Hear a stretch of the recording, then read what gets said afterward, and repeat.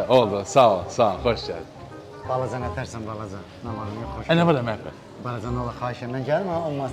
Pul lazımdır, bir dənə tez mənə olmadı. Məhəbbət, pulum zadım yoxdur. Geç işinə məşğul, geç. Yaxşı da nə olar, pulun yoxdur, heç olmasa mənə bir dənə işlə təmin edələ. Mən söz verirəm, maşın yığızat, belə şeylər getdi, camada gəlməm, qutardı onu. Ay, axırın dəfə sən bura afisant düzəltdim. Gedim müştərinin qabağında yeməyi yedim. Para düzəldim sənə. So, onunla da qutar. Axırın dəfə başqa eləməyim, xahiş. Onda məhəbbət, sən onsa cəmaatla işləyəmsən. Get mətbəxdə işlə.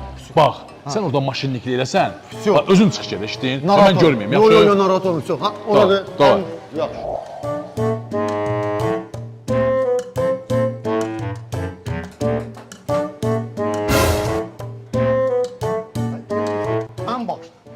Mən çox pis adamam. Mən çox tərəfsiz adamam. Sən ona həmişə ambarmışsın deyir. Mən ambarsız oğluyam. Mən pişiyəm. Mən çox pis adamam. Mən maşını daşda oturmam. Don ağarım görəcək. Nəqər. Yağın mənim geyrimdə var da. Bir sən var. Belə olmayacaq. Özümü də. Yox, əslən mümkündür.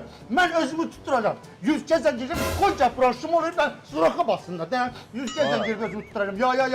Mən getdim mən suraxa. Əvvəlcə getdim suraxa. Yox, hayır, qoy zəncirəm. Gəlin buna məhəbbət. Gəl çıx get, gəl. Yox, qız götürüb də. Gəl məhəbbət danışam, gəl mən aparım. Ərzən geri götür, məhəbbət. Ərzən geri, xanım, çox sağ olun. Noğalim bojarmıram, mən bojarmıram. Bu şər böhtan da, bu nə idi sən?